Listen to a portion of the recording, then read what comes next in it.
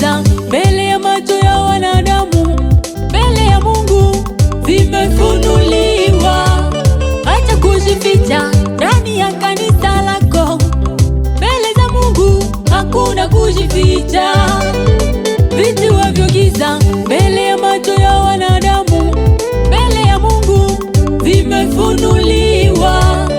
Acha kujificha ndani ya kanisa lako, mbele za Mungu hakuna kujificha.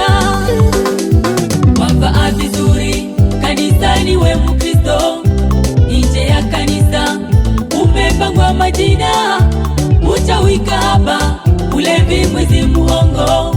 Ungekiri makosa na kuacha maovu yako.